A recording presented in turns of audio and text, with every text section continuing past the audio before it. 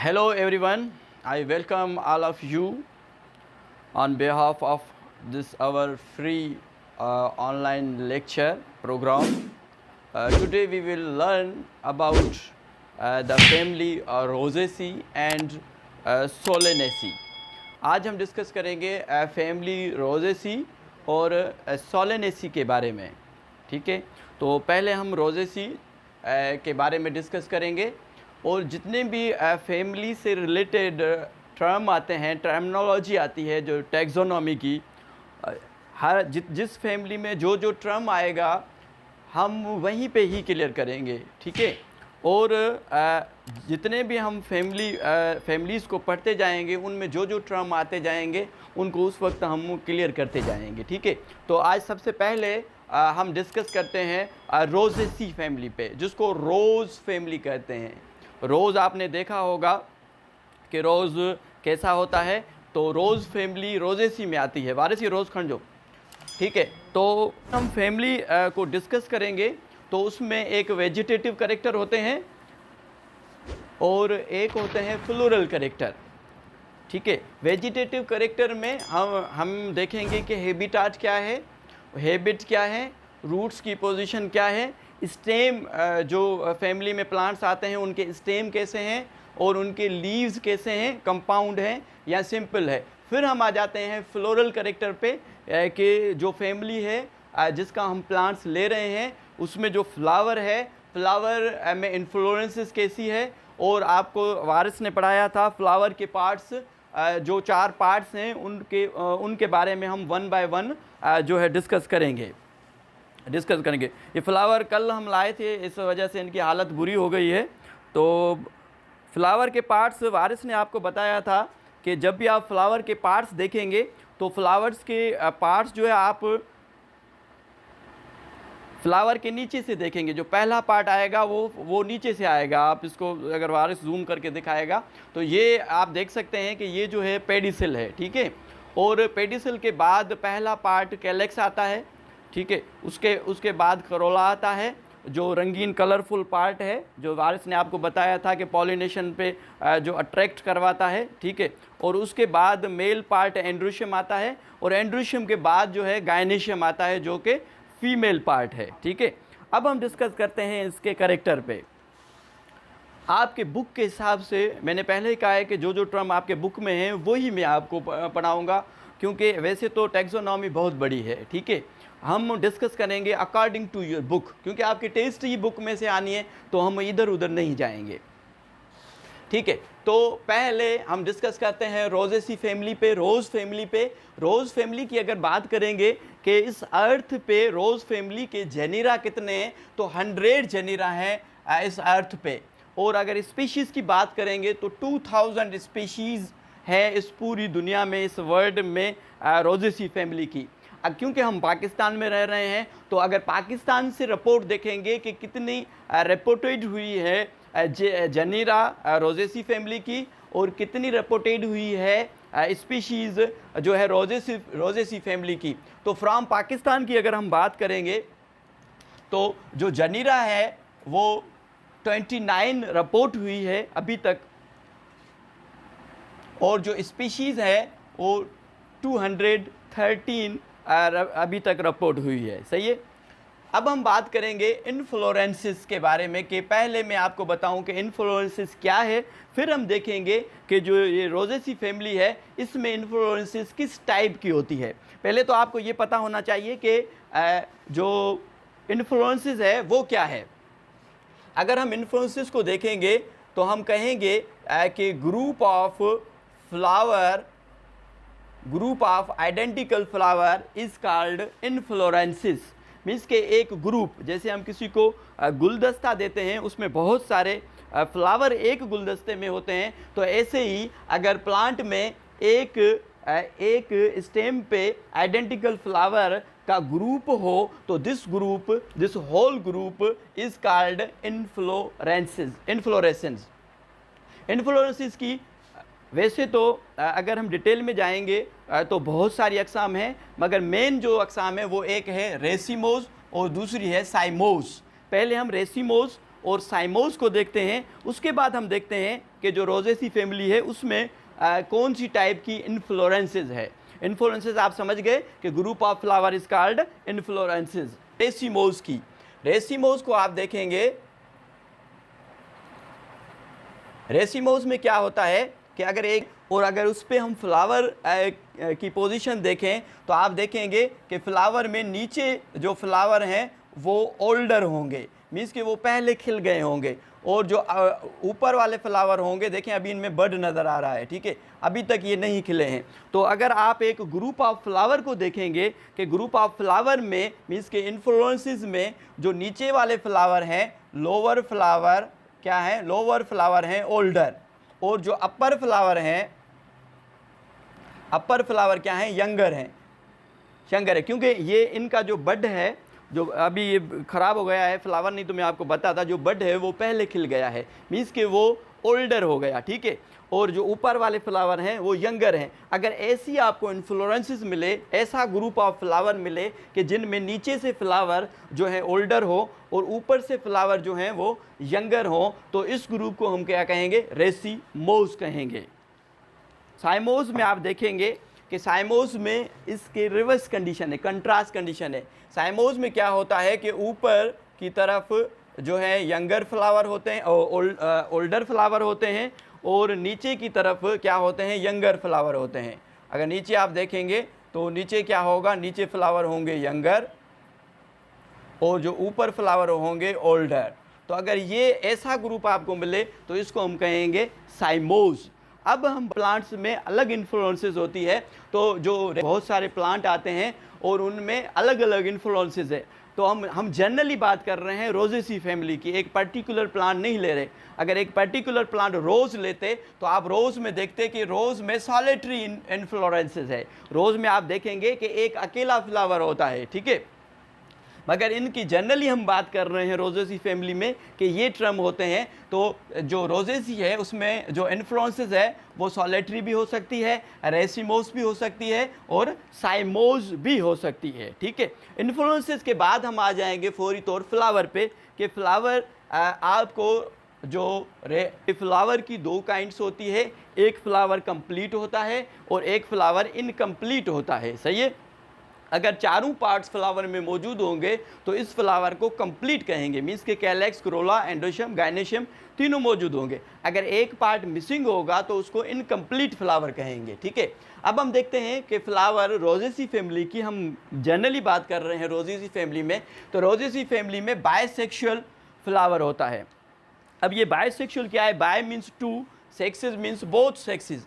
ये ऐसा फ्लावर होगा कि इसमें एंडोशियम और गाइनेशियम दोनों मौजूद होंगे, ठीक है। बायसेक्सुअल को हर्मोफ्रोडाइट भी कहते हैं, ये आपने याद रखना है कि बायसेक्सुअल को हर्मोफ्रोडाइट भी कहते हैं, इसमें एंडोशियम और गाइनेशियम दोनों मौजूद होगा, तो ऐसे फ्लावर को हम कहेंगे बायसेक्सुअल या हर्मोफ्रोडाइट, ठीक है। उसके बाद फ्लावर एक्टिनोमार्फिक है। अब ये फ्लावर एक्टिनोमार्फिक क्या है, अगर हम एक जो रोज़ कई फ्लावर ले लें और उसका अगर सर्किल निकालें, तो फॉर एग्जांपल कि ये जो यहाँ पे ये मैं मार कर रख रहा हूँ, तो ये इसका सर्किल है, ठीक है, ये इसका रेडियस है, हमने रेडियस निकाला है। अगर एक फ्लावर को रेडियस में से काटा जाए मोर देन 2 पार्ट्स, अगर बहुत सारे हिस्से मीन्स कि मोर देन 2 पार्ट्स में अगर काटा जाए फ्लावर को और जितने भी पार्ट्स बने सारे के सारे पार्ट्स इक्वल हों, तो इस कंडीशन को हम क्या कहेंगे, एक्टिनोमार्फिक। कि जब हम फ्लावर रेडियस से काटेंगे और जितने भी पार्ट्स बनेंगे वो इक्वल पार्ट बनेंगे, तो इस पोजीशन को हम क्या कहेंगे, एक्टिनोमार्फिक। जैसे तरबूज जब हम काटते हैं तो तरबूज को हम जब बीच में से काटते हैं तो उनकी जो फाकें बनती हैं, सिंधी में तो फारू चवंदा आहियूं, उर्दू में फाकें बोलते हैं ना, तो वो अगर रेडियस में से आप काटेंगे तो जितने भी हिस्सों में से आप काटेंगे, जितने भी प्लेन में से आप काटेंगे तो उनके जो है इक्वल पार्ट बनेंगे, तो इस कंडीशन को हम क्या कहेंगे, एक्टिनोमार्फिक। अगर रोज़ का आप फ्लावर लेंगे और रोज़ के फ्लावर को आप बीच में से ऐसे कट करेंगे तो उसके भी इक्वल पार्ट्स बनेंगे। अच्छा, अगर इसकी बात करें कि जो फ्लावर है वो हाइपो टू इपीगाइनस है। अब देखिए ये टर्म आ रहे हैं हाइपो टू टू इपीगाइनस। अगर हम ओवरी की पोजीशन की बात करेंगे, जैसे कि आपको बार बार मैं वारिस का नाम ले रहा हूँ क्योंकि ये टॉपिक सारा वारिस ने ही पढ़ाया था, इसीलिए मुझे नाम लेना पड़ रहा है। वारिस ने आपको बताया था कि जितने भी पार्ट्स हैं वो थैलमस या रिसेप्टिकल, थैलमस या रिसेप्टिकल पे अटैच होते हैं, ठीक है। अब देखें, ये जो थैलमस या रिसेप्टिकल है, इस पे जो हम बात करेंगे किसकी, हाइपो टू इपीगाइनस, हाइपोगाइनस टू इपीगाइनस। अब जब हम पोजीशन की बात करेंगे ओवरी की, सबसे पहले तो आपको पता होना चाहिए कि ओवरी कहाँ पे होती है। ओवरी पार्ट है किसका, फीमेल का, और नीचे एक सिविलिंग पोर्शन होता है, ठीक है, उसको ओवरी कहते हैं। और ओवरी की जो ऊपर एक्सटेंशन बनती है, इसको कहते हैं क्या, स्टाइल। ये स्टाइल है, ये गायनेशियम है पूरा का पूरा, ठीक है। और नीचे ये होती है ओवरी, ठीक है। और ये तीसरा जो पार्ट है इसको कहते हैं स्टिग्मा, ठीक है। और इस पूरे को कहते हैं गायनेशियम, ठीक है, जो कि फीमेल पार्ट है। और फीमेल की निशानी ये है, ठीक है, ये फीमेल पोर्शन या फीमेल पार्ट ऑफ फ्लावर है। अब हम बात करेंगे, ये टर्म आ रहा है हाइपोगाइनस टू इपीगाइनस। अब हम बात करेंगे कि ये ओवरी है, ओवरी की पोजीशन क्या है फ्लावर में, फ्लावर में ओवरी की क्या पोजीशन है। ओवरी की पोजीशन या तो ओवरी नीचे होती है, जब ओवरी नीचे होगी बाकी पार्ट ऊपर होंगे तो उसको इन्फीरियर कहेंगे, या तो ओवरी ऊपर होगी, ओवरी को हम सुपीरियर कहेंगे, या तो ओवरी हाफ सुपीरियर होगी या जिसको हाफ इन्फीरियर कहें। तो ये तीन टर्म जो है ओवरी की पोजीशन पे जो है हम अप्लाई कर सकते हैं। पहले इन तीनों को क्लियर करते हैं, फिर हम देखते हैं कि जो रोजेसी फैमिली है इसमें जो है हाइपोगाइनस होता है या पेरीगाइनस होता है या इपीगाइनस होता है। इन तीनों टर्म को पहले हम समझने की कोशिश करते हैं, उसके बाद हम देखते हैं कि इस प्लांट में कौन सा टर्म होता है। देखिए, अगर ओवरी की हम पोजीशन देखेंगे तो ओवरी की पोजीशन एक है हाइपोगाइनस, ठीक है,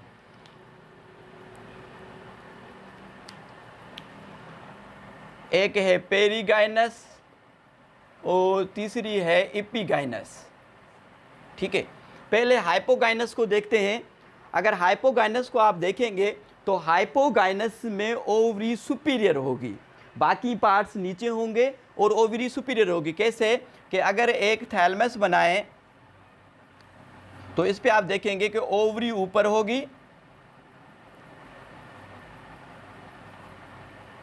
ये देखें ओवरी ऊपर है, बाकी पार्ट्स जो हैं, बाकी पार्ट्स इसके नीचे होंगे। ओवरी की पोजीशन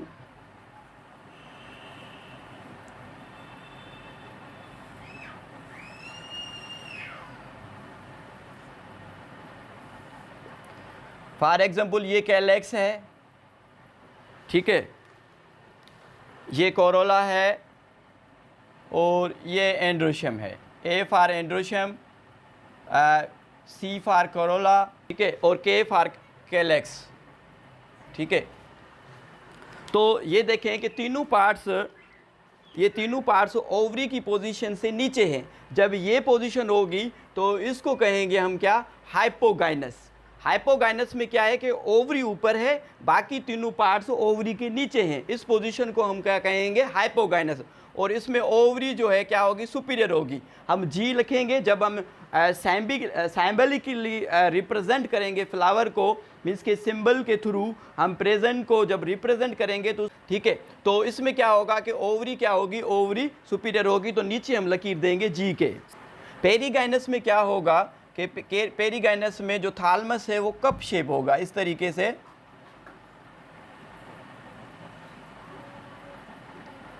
कभी तो ओवरी हाफ सुपीरियर होगी और हाफ इन्फीरियर होगी।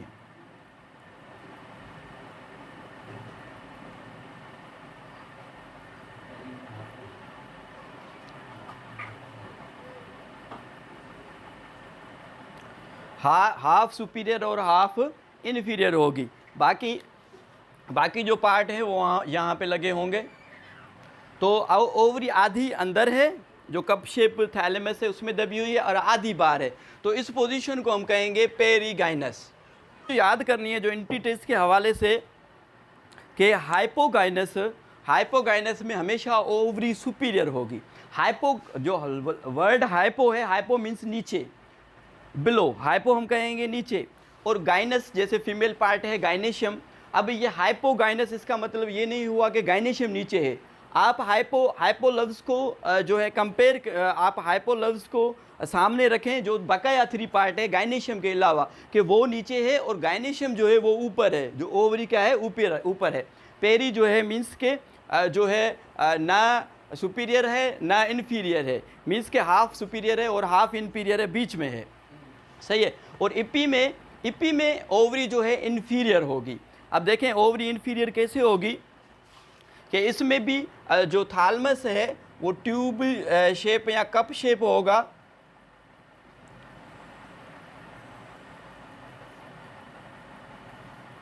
इसमें ओवरी की पोजीशन कुछ यूं होगी कि ओवरी नीचे होगी यहाँ पे,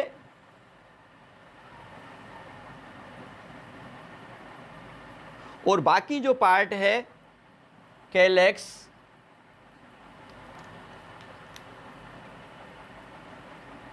कोरोला और एंड्रोशियम।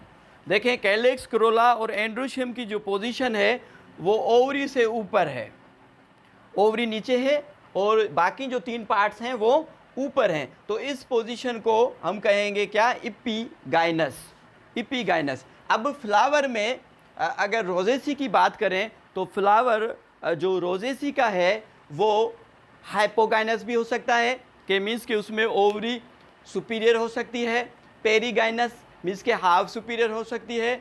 इपीगाइनस मीन्स के ओवरी इन्फीरियर हो सकती है। अब इनकी अलग अलग निशानियां होंगी। जब हम सिंबलिक रिप्रेजेंटेशन देखेंगे, सिंबल देखेंगे कि कौन सा सिंबल किसको रिप्रेजेंट कर रहा है, तो ये भी आपने याद रखना होगा। कभी कभी इंट्री टेस्ट में जो है फ्लोरल फार्मूला आ जाता है ना, सिंबलिकली representation of a flower is called floral formula, और एक होता है फ्लोरल डायग्राम। आज हम दोनों समझने की कोशिश करेंगे कैसे हम फ्लावर को रिप्रेजेंट कर सकते हैं, डायग्राम के थ्रू और सिंबल के थ्रू, के जो है सिंबलिक रिप्रेजेंटेशन हम कैसे कर सकते हैं। जो जो टर्म आएंगे वो मैं आपको समझाता जाऊंगा, ठीक है।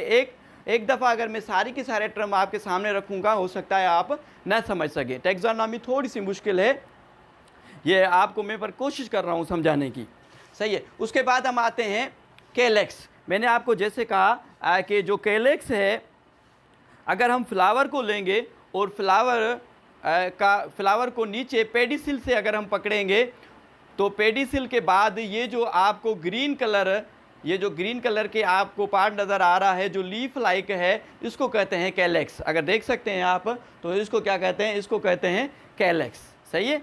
तो जो पेडिसिल है, पेडिसिल क्या है, स्टॉक ऑफ फ्लावर है, ठीक है।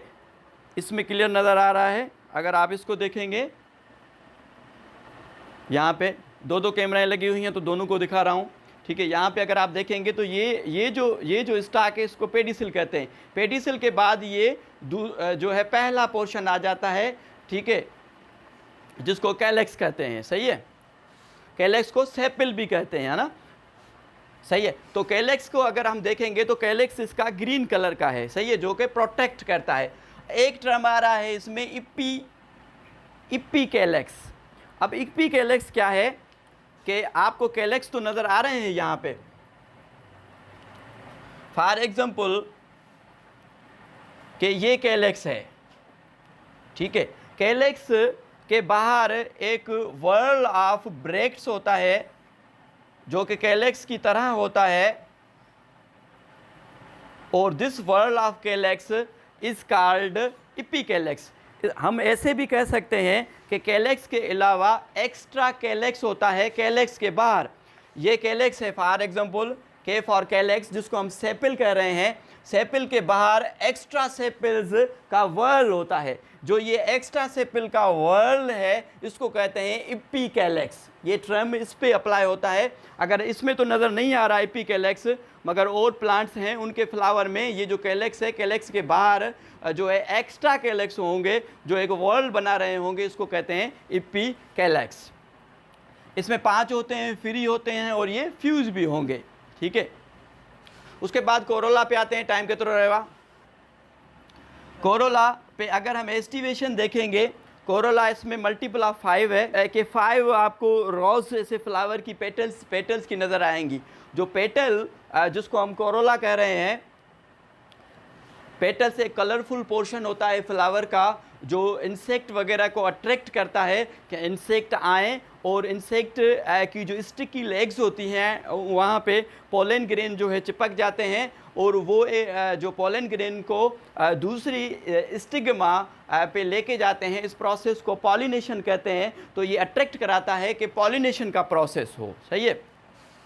अच्छा, इसमें अगर हम देखेंगे एक टर्म आता है एस्टिवेशन। एस्टिवेशन हम कहेंगे arrangement of sepal and petal, के पेटल और सेपल की अरेंजमेंट कैसी है, फ्लावर में सेपल और पेटल किस तरीके से अरेंज है।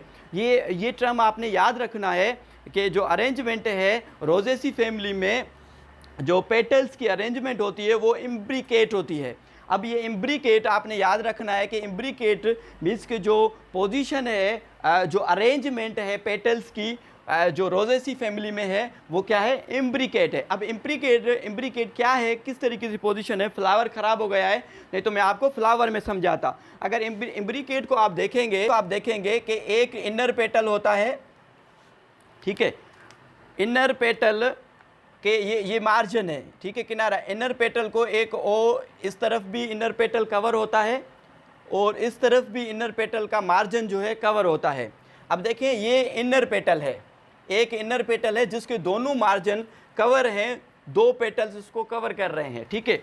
और इसमें एक आउटर पेटल होता है, ये आउटर पेटल इस मार्जिन को कवर कर रहा होता है एक पेटल के, और जो दूसरा पेटल होता है इसके जो मार्जिन को भी कवर कर रहा होता है। अब देखें जो 4 पेटल है वो कवर हो गए। एक इनर पेटल जो कि खुद कवर हो रहा है, ओवरलैप हो रहा है मार्जिन से, ठीक है, और जो आउटर पेटल है वो ओवरलैप कर रहा है नीचे वाले जो पेटल है उनको। बाकी जो ये एक रह गया, ये पेटल है इसको ओवरलैप कर रहा होता है। अब इस कंडीशन नहीं मगर इस अरेंजमेंट ऑफ पेटल्स को हम कहेंगे इम्ब्रिकेट। अगर ऐसी तस्वीर इंटीटेस में आ जाती है कि एक पेटल 2 मार्जिन को कवर कर रहा है जो कि बाहर की तरफ है, और नीचे वाला उसके 2 मार्जिन कवर हो रहे हैं जो कि अंदर की तरफ हैं, ठीक है, बाकी जो एक रह गया है वो नेक्स्ट वन को कवर कर रहा है, ओवरलैप कर रहा है। तो इस तस्वीर को आप देखते हुए आपके जहन में ये इमेज बननी चाहिए कि ये जो अरेंजमेंट है पेटल की, ये जो एस्टिवेशन है पेटल्स की, ये एस्टिवेशन इंडिकेट करती है कि ये फैमिली रोजेसी है। इस तरीके से सवाल आ सकते हैं। अब आप 10 मिनट के बाद दोबारा ज्वाइन कीजिएगा, मीटिंग ख़त्म होने वाली है। Thank you. इम्ब्रिकेट बेटा समझ में आ गया ना। अच्छा, उसके बाद हम देखेंगे एंड्रोशियम। एंड्रोशियम जो है फ्लावर का मेल पार्ट है, ठीक है, और एंड्रोशियम को अगर आप देखेंगे इस फैमिली में इसमें बहुत ज़्यादा होते हैं, ठीक है, और इसका जो एंथर होता है वो स्मॉल होता है, छोटा सा होता है। एंड्रोशियम मेल पार्ट है। गायनेशियम को देखेंगे, गायनेशियम फीमेल पार्ट है, ठीक है। गायनेशियम क्या है, फीमेल पार्ट है। ये आपने निशानियां भी याद करनी है, ठीक, ये फीमेल की निशानी है। गायनेशियम इसमें 2 किस्म की होती है, एक सिंपल गायनेशियम होती है, इसमें जो कार्पल होते हैं वो एपो कार्पल होते हैं। जब लफ्ज़ एपो आए तो एपो की माना यहाँ पे होगी फ्री। एपो वर्ड की यहाँ पे माना होगी कि फ्री, के एपो जो कार्पिल हैं जिसको कि हम गायनेशियम कर रहे हैं वो आपस में जुड़े हुए नहीं हैं, वो फ्री हैं। तो इस में क्या होगा कि सिंपल गायनेशियम 1 से 10 हो सकते हैं, तो इसको सिंपल कहेंगे। और एक गायनेशियम इसमें होते हैं कंपाउंड, जिसमें 2 से 5 कार्पेल आपस में जुड़े हुए होते हैं, तो उसको हम कंपाउंड गायनेशियम कहेंगे, ठीक है। तो जब आपस में गायनेशियम जुड़े हुए होंगे तब जो टर्म यूज़ होगा उसको कहेंगे सिन। सिन की माना होगी यूनाइटेड, मीन्स कि जुड़े हुए, ठीक है। ये टर्म आप लिखते जाइएगा नोटबुक पे, क्योंकि आगे जो फैमिली मैं पढ़ाऊँगा उसमें जो भी टर्म रिपीट होगा बुक पे भी आप लिखते जाएं। आगे जो मैं फैमिलीज आपको पढ़ाऊँगा उसमें लो दी कैमरा, जो टर्म मैं आपको पढ़ाऊँगा तो उसमें दोबारा मैं रिपीट नहीं करूँगा कि पेरिगाइनेशियम क्या है, हाइपोगाइनेशियम क्या है, ये क्या है, ठीक है। तो आपने ये टर्म सारे लिखने, जो टर्म रिपीट होगा उसको मैं दोबारा आपको एक्सप्लेन नहीं करके बताऊँगा, ठीक है, वो आपने खुद याद करने होंगे। अच्छा देखें कि यहाँ पे लिखा हुआ है कि ओवरी इज सुपीरियर, इसमें ओवरी सुपीरियर होती है, ठीक है। और एक टर्म इसमें लिखा हुआ है एडिनेट। एडिनेट में क्या होता है कि जो कैलेक्स हैं वो कैलेक्स बड़े होते हैं साइज़ में, और जो ओवरी है, ओवरी जो है वो साइज़ में छोटी होती है, तो इस पोजीशन को हम कहेंगे एडिनेट, ठीक है। अच्छा प्लेसेंटेशन, अब हम देखेंगे प्लेसेंटेशन, क्योंकि हम फीमेल पोर्शन को देख रहे हैं। फीमेल पोर्शन जैसे कि कल आपको पढ़ाया था कि जो फीमेल पोर्शन वो गायनेशियम है, ठीक है। गायनेशियम को कार्पिल भी कहते हैं। गायनेशियम की जो एक्सटेंशन है, इडिसा नज़र अच्छे पे है ना, गायनेशियम की जो एक्सटेंशन है इसको स्टाइल कहते हैं, ठीक है, और इसको स्टिग्मा कहते हैं, और नीचे जो सिविलिंग पोर्शन है इसको ओवरी कहते हैं। आपको पता है कि ओवरी के अंदर क्या होते हैं, ओव्यूल्स मौजूद होते हैं।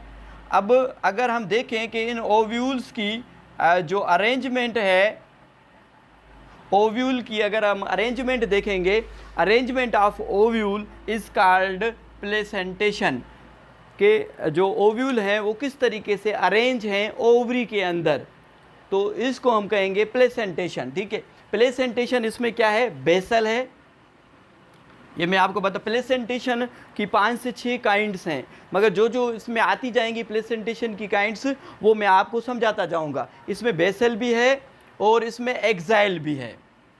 इसमें क्या है, एक्साइल भी है। जब ओवरी सिंपल होगी, ये आपने जहन में एमसीक्यूज बन के आ भी सकता है कि जब ओवरी इसमें सिंपल, मैं कहूँ कि गायनेशियम सिंपल है, तो जब सिंपल होगी मीन्स कि गायनेशियम सिंपल होगी, इसका मतलब कि जो कार्पेल हैं वो आपस में जुड़े हुए नहीं हैं, तो अब जो ओव्यूल की पोजीशन इनमें होगी क्या, इनमें होगी बेसल। अब बेसल है क्या प्लेसेंटेशन में आपको बताता हूँ। और एक्साइल, एक्साइल किस में होगी, जो कंपाउंड गायनेशियम है, जो कंपाउंड ओवरी भी हम कह सकते हैं। कंपाउंड ओवरी हम किसको कहेंगे कि ओवरी आपस में यूनाइट होगी और एक कंपाउंड, कम्प्लेक्स स्ट्रक्चर बनेगा। कम्प्लेक्स जो स्ट्रक्चर बनेगा, जो कंपाउंड ओवरी होगी, उसमें जो ओव्यूल की पोजीशन होगी वो क्या होगी, वो होगी एक्साइल, ठीक है। अब पहले हम डिस्कस करते हैं बेसल पे कि जो बेसल प्लेसेंटेशन है, बेसल प्लेसेंटेशन क्या है। ओवरी को ही मैं फोकस कर रहा हूँ कि नज़र अच्छे पे है ना। ओवरी में जो ओवरी की वाल है, ओवरी की वाल के बेस पे एक ओव्यूल होगा या 2 भी ओव्यूल हो सकते हैं, मगर मोस्टली एक ओव्यूल होगा। अगर ओवरी की वाल पे एक ओव्यूल होगा तो इसको कहेंगे बेसल, है ना, बेसल। जैसे मैं एक मिसाल देता हूँ, बादाम पे आप देखेंगे कि जो अंदर बीज है वो नीचे बेस पे अटैच होता है, ठीक है, तो इसको बेसल कहेंगे। जो एक्साइल है, एक्साइल एप्पल में, लीमू में या जो ऑरेंज है, जब हम उसको काटते हैं तो किस तरीके से जो सीड है उनकी अरेंजमेंट हो सकती है। हम प्लेसेंटेशन को अरेंजमेंट ऑफ सीड्स भी कह सकते हैं, क्योंकि हमें ये पता है कि जब ओव्यूल की फर्टिलाइजेशन होती है, ओव्यूल जब पक जाते हैं, जब ओव्यूल मैच्योर होते हैं, तो ओव्यूल क्या बनाते हैं, ओव्यूल बनाते हैं सीड।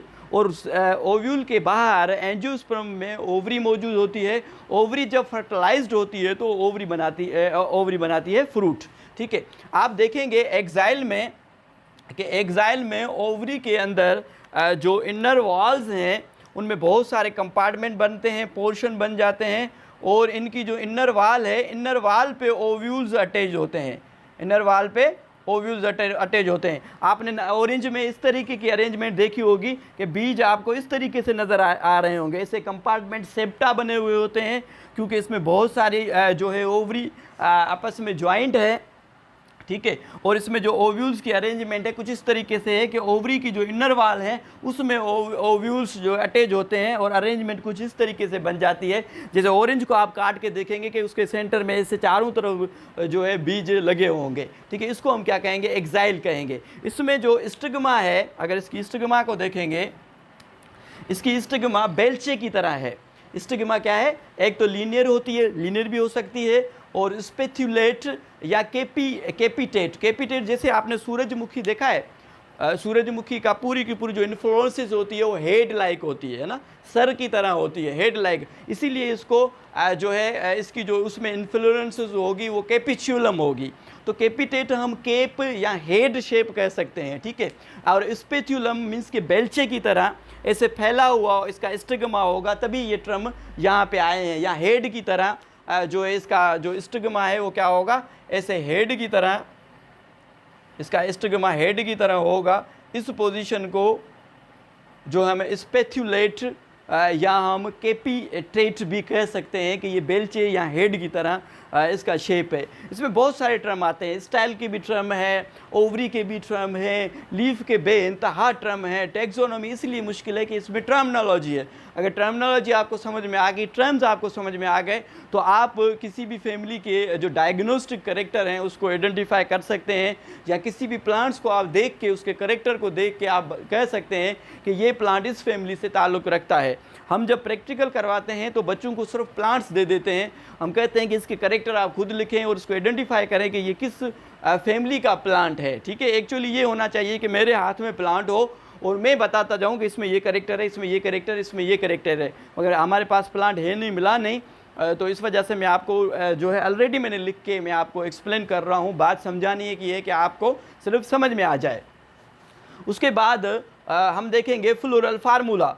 जब हम फ्लावर को रिप्रेजेंट करें सिंबल के through, symbolic representation of flower is called floral formula. अब देखें कि ये सारी चीज़ें हम पढ़ चुके हैं। अगर फ्लोरल फार्मूला आपको याद हो गया तो ये सारे के सारे करेक्टर जो हैं आप खुद ही जो है डिस्क्राइब कर सकते हैं। पहली ये जो निशानी आपको नज़र आ रही है, इसका कहने का मतलब ये है कि जो फ्लावर है, फ्लावर एक्टिनोमार्फिक है। हम जो है सेंटर से फ्लावर के कितने भी हिस्से कर सकते हैं और जितने हिस्से बनेंगे वो इक्वल होंगे, सही है। ये जो निशानी आपको नज़र आ रही है, इसमें आपको मेल भी नज़र आ रहा है और आपको फीमेल भी नज़र आ रहा है, दोनों पोर्शन अटैच हैं। हमने पहले ही बात की कि जो फ्लावर है वो बायसेक्सुअल है। तो फ्लावर क्या है, बायसेक्सुअल या हर्माफ्रोडाइट है। जब इस हम निशानी को देखेंगे, इस फार्मूले को हम देखेंगे तो हमें पता चल जाएगा कि फ्लावर क्या है, बायसेक्सुअल या हर्माफ्रोडाइट है। केफ और कैलेक्स होगा, कैलेक्स 5 हैं और 5 ये देखें अगर ब्रैकेट में बंद नहीं है तो मीन्स कि इसका मतलब कि ये फ्री हैं। अगर ब्रैकेट में बंद है तो इसका मतलब कि ये जो कैलेक्स हैं ये आपस में जॉइंट है। सी फार हमने कहा कि कोरोला, कोरोला यहाँ तो 5 हैं, यहाँ तो ज़्यादा भी हो सकते हैं, ठीक है। ये ज़्यादा वाली ये निशानी है। और जो एंड्रोशियम है, एंड्रोशियम भी तादाद में ज़्यादा है। अगर गायनेशियम को आप देखें तो गायनेशियम 1 भी हो सकती है, 2 भी हो सकती है, 5 भी हो सकती हैं और बहुत ज़्यादा जो है गायनेशियम तादाद में हो सकती हैं, ठीक है। और अगर ये नीचे लकीर है तो इस लकीर को हम कहेंगे गायनेशियम के अगर नीचे लकीर होगी तो इसका मतलब कि ओवरी इज़ सुपीरियर, ठीक है। अगर गायनेशियम के इधर ऊपर लकीर आ जाए तो इसको कहेंगे कि गायनेशियम ओवरी इज़ इन्फीरियर, ठीक है। तो ये टर्म आपने याद करने हैं, ये निशानियाँ याद करनी है। उसके बाद हम आ जाते हैं फ्लोरल डायग्राम पे। देखें कि आपके बुक में ब्रांचेस दी हुई हैं, पूरा का पूरा प्लांट्स दिया हुआ है। तो जब बच्चों को कहा जाता है एग्ज़ाम में कि आपने फ्लोरल डायग्राम बनाना है तो बच्चे क्या करते हैं कि ब्रांचेस, लीव्स वी सब बना देते हैं। मगर फ्लोरल डायग्राम का मतलब है कि फ्लावर का डायग्राम। ये वाला जो डायग्राम फैमिलीज़ में दिया हुआ है तो आपने एग्ज़ाम में भी यही जो है डायग्राम बनाना है। ये मैं उनके लिए बात कर रहा हूँ जो एग्ज़ाम देंगे, ठीक है। जो दे चुके हैं उन्होंने पता नहीं क्या लिखा है, मगर अक्सर जब हम कापियाँ चेक करते हैं तो फ्लोरल डायग्राम की जगह पे ब्रांचेस बनी हुई होती है, लीव्स बना हुआ होता है, पूरा का पूरा फ्लावर बना हुआ होता है। मगर फ्लोरल डायग्राम जो डायग्रामेटिकली हम रिप्रेजेंट करें किसको, फ्लावर को, डायग्राम के थ्रू हम बता रहे हैं कि फ्लावर में ये है। हमने कहा है कि जो फ्लावर का जो फर्स्ट पार्ट है उसको हम कहते हैं कैलेक्स। तो कैलेक्स इसमें हमने कहा कि कैलेक्स कितने हैं, 5 हैं। अगर आप इसमें गिनेंगे 1 2 3 4 5 तो 5 आपको इसमें कैलेक्स नज़र आएंगे। अगर हम बात करें कोरोला की तो कोरोला को हमने पहले ही कह रखा है कि कोरोला 5 हैं, 1 2 3 4 5। और ये वाले हैं कोरोला, सी फॉर कोरोला। और इसको ये जो मैंने गोल गोल बना रखे हैं ये इंडिकेट कर रहे हैं एंड्रोशियम को, एंड्रोशियम जो कि मेल पार्ट है। और यहाँ पे देखें कि बहुत सारी गायनेशियम भी मौजूद है। ठीक है, और G फॉर गायनेशियम, तो गायनेशियम भी बहुत ज़्यादा इसमें मौजूद है। अगर आप देखेंगे इसकी पोजीशन के पेटल्स की जो अरेंजमेंट है, जिसको हम एस्टिवेशन कर रहे हैं कि किस तरीके की इसकी अरेंजमेंट है, तो उसकी इम्ब्रिगेट अरेंजमेंट है। आप देखें कि ये जो मैंने इसको डार्क किया हुआ है, ये दो मार्जिन को ओवरलैप कर रहा है और ये आउटर पेटल है।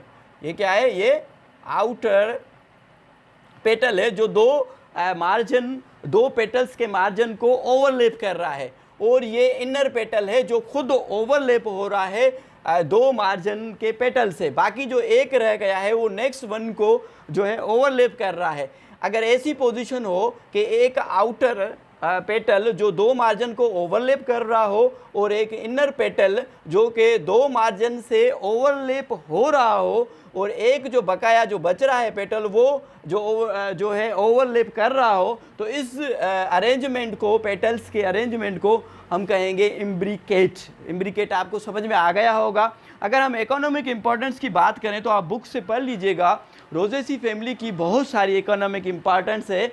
अगर हम इसकी बात करें सजावट की, तो फ्लावर्स को ऑर्नामेंटल मीन्स के सजावट के तौर पे भी इनके पौधों को यूज़ किया जाता है, इनके फ्लावर्स को शादी वगैरह में यूज़ किया जाता है, डेकोरेट पर्पस के लिए यूज़ किया जाता है, दूल्हे की गाड़ी को संवारा जाता है फ्लावर्स से, तो वो फ्लावर प्रोडक्ट है। दूल्हे का नाम लेके वारिस हंस रहा है, भाई डॉक्टर बनो फिर शादी हो जाएगी, ठीक है। रोजेसी फैमिली से, तो रोजेसी फैमिली में जो फ्लावर्स हैं उनका बहुत सारा इस्तेमाल है। अगर मेडिकली हम बात करेंगे तो अर्क के गुलाब जो आँखों में डालते हैं, आँखों में जो रैशिंग हो जाती है, आँखों में इन्फेक्शन हो जाता है, अर्क के गुलाब हम जो हमें मिलता है वो इससे मिलता है। जो पान है उसमें जो गुलकंद है, जो गुलकंद जो प्रोडक्ट है वो किसकी है? वो भी इस रोजेसी फैमिली की जो है प्रोडक्ट है। इसमें वॉकिंग स्टिक्स जो दो जीनस हैं, ये आपने नाम याद रखने हैं कि केराटी जैसे एक जीनस है और कॉटन एस्टर दो जीनस हैं। इनकी जो स्टेम है, इनके स्टेम को वॉकिंग स्टिक पे जो हमारे बुजुर्ग हैं वो यूज़ करते हैं, ठीक है। और अगर हम बात करें पायरस पास्टा, जैसे पियर की के जो वुड है, उसकी वुड को जो तंबाकू पाइप में जो है यूज़ किया जाता है, ठीक है, पायरस पास्टा को। अर्क के गुलाब की बात हो गई, गुलकंद की बात हो गई, और जो रोज़ है जिसको हम रोज़ा इंडिका कहते हैं, उसमें से आइसोलेट किया जाता है ऑयल को, और ऑयल को उसमें उसका जो ऑयल है उसकी खुशबू के तौर पे उसको यूज़ किया जाता है। बाकी जो इकोनॉमिक इम्पॉर्टेंस रह गई है वो आप बुक से पढ़ लीजिएगा। बाकी सोलेनेसी फैमिली आज थोड़ी सी डिस्टर्ब हो गई, इसलिए मैं आपको आज सोलेनेसी फैमिली नहीं पढ़ा सकता। कल इंशाल्लाह इसी टाइम पे हम सोलेनेसी फैमिली पे और एक और फैमिली पे डिस्कस करेंगे। मैं लालू को टास्क दे रहा हूँ कि एक इसमें प्लांट जो जंगल में मिलता है जिसको कहते हैं सोलेनम निग्रम, जिसको मक्कू कहते हैं प्लांट को, वो लालू कल लेके आएगा। तो उसको मैं जितने भी करेक्टर है उसमें से मैं आपको उसके करेक्टर बताता जाऊंगा। अगर आपको कोई बात समझ में नहीं आई है, अगर आपको कोई सवाल पूछना है, तो आप प्लीज़ डिस्कशन ग्रुप में जाएं और वहाँ पे अपना सवाल पूछें, ठीक है। आपका कल भी कोई भी सवाल नहीं था, तो न सवाल होने का मतलब ये है, जब मैं क्लास में पढ़ाता हूँ तो बच्चे जब खामोश बैठे होते हैं तो मेरे जहन में दो बातें आती हैं, या तो ये बच्चे सब कुछ समझ चुके हैं तभी नहीं पूछ रहे, या तो ये बिल्कुल ही नहीं समझे हैं तभी ये नहीं पूछ रहे। तो अब मैं क्या समझूँ कि मैं तो पॉजिटिवली यही समझता हूँ कि इनको सब कुछ समझ में आ गया है, इसीलिए ये कोई सवाल नहीं पूछ रहे। आज के लिए इतना ही, थैंक यू सो मच। कल इंशाल्लाह ताला हम इंशाल्लाह ताला 6:30 के करीब हम दोबारा ज्वाइन करेंगे।